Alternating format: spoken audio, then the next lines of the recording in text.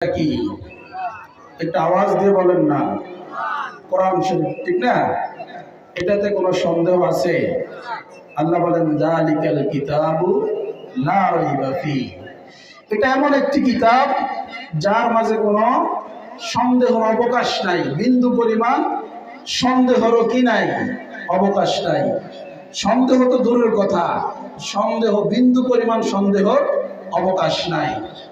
ওই কোরআনের মধ্যে আমাকে একটা সাবজেক্ট দিয়েছে, সময় কম, অল্প সময়ের মধ্যে আল্লাহ পাক রব্বুল আলামিন যতটুকু আমাদের সম্ভব হয় আমরা বলবো।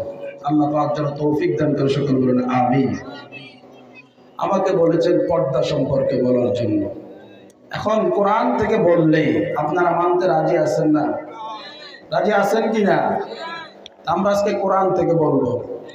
এমনি তো ওয়াজ করে বললে, অথবা দেখা যায় ঘরের মধ্যে বাবা বলে, অথবা ঘরের মধ্যে দেখা যায় স্বামী স্ত্রীকে বলে, কিন্তু স্বামী কি করে না, যখন স্ত্রী বলে যে তোমার কথা আমি মানতে পারবো না, আছে না নাই? আছে না? বাবা যখন সন্তানকে বলে যে তুমি পর্দা করে চলো, তখন কন্যা কি বলে, সন্তানরা কি বলে, তোমার কথা আমি মানতে পারবো না। কিন্তু আজকে আমরা কোরআন থেকে বলবো, ঠিক কিনা? এখন কোরআন থেকে বললে বাবা বলেন, ছেলে বলেন, মেয়ে বলেন, স্ত্রী বলেন, শাশুড়ি বলেন, শ্বশুর বলেন, সবাই তো মানতে বাধ্য, ঠিক কিনা? ঠিক না? আমরা ওই কোরআন থেকে বলবো। আল্লাহ পাক রব্বুল আলামিন সূরা নূরের মধ্যে, সূরার নাম কি? সূরা নূর। এই সূরার মধ্যে 30 এবং 31 নম্বর আয়াতে আল্লাহ তাআলা বলেন, কুল লিল মুমিনিনা, সবাই পড়েন, কুল লিল মুমিনিনা ইয়াগুদ্দু মিন আবসারিহিম ওয়া ইয়াহফাযু ফুরুজাহুম যালিকা আযকা লাহুম ইন্নাল্লাহা খাবীরুম বিমা ইয়াসনাউন। আমার বাবারা, যুবক ভাইরা, আল্লাহ পাক রব্বুল আলামিন এখানে আগে পুরুষদের পর্দার কথা বলেছেন। কাদের? পর্দা শুধু নারীর জন্য ফরজ এমন নয়, পর্দা নারী পুরুষ উভয়ের জন্যই কি, ঠিক কিনা? আল্লাহ পাক বলেন কুল লিল মুমিনিন, হে হাবিব আপনি বলে দেন মুমিন পুরুষদেরকে। কাদেরকে? মুমিন পুরুষদেরকে। আমরা কি মুমিন পুরুষ না? তা আমাদেরকে বলতেছে কুল লিল মুমিনিন, মুমিন পুরুষদেরকে। আল্লাহ বলতেছেন মুমিন পুরুষ যারা, আপনি তাদেরকে কি করেন, বলে দেন ইয়াগুদ্দু মিন আবসারিহিম, তারা যেন তাদের দৃষ্টিকে নত করে, দৃষ্টিকে সংযত করে।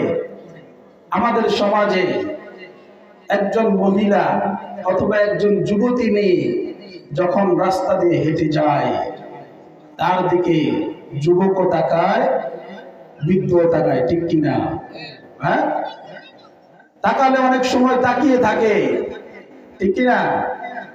আবার অনেকে ফতোয়া দেয়, বলছে একবার তাকালে কোনো অসুবিধা নাই, একবার তাকাইছে তো তাকাইছে, যতটুকু দেখা যায় ততক্ষণ পর্যন্ত তাকিয়ে থাকে, ঠিক না? আসলে মাসালা এরকম নয়, ফতোয়াটা এইরকম নয়। আপনার চোখ পড়ে গিয়েছে, আপনি চোখ সরিয়ে নেন, ফতোয়া হচ্ছে এটা। কিন্তু আমরা ফতোয়া দেই কি, তাকাইছি একবার, বলছে একবার তাকানো জায়েজ, এই জন্য তাকাইছি একবার আর ফিরবো না, ওই দিক কিয়ামত হয়ে গেল কি ফিরবো না।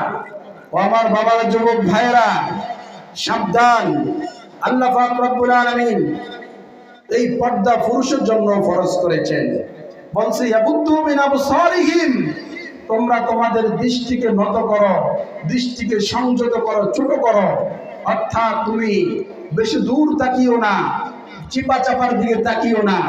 তুমি রাস্তায় চলতেছ, রাস্তায় তোমার যতটুকু দেখা প্রয়োজন কতটুকু তুমি দেখো। তুমি বাসায় আছো, বাড়িতে আছো, যতটুকু তোমার দেখার প্রয়োজন ততটুকু দেখো। চোখ শুধু আছে বিদায় খালি ঘুরেও না, ঠিক কিনা?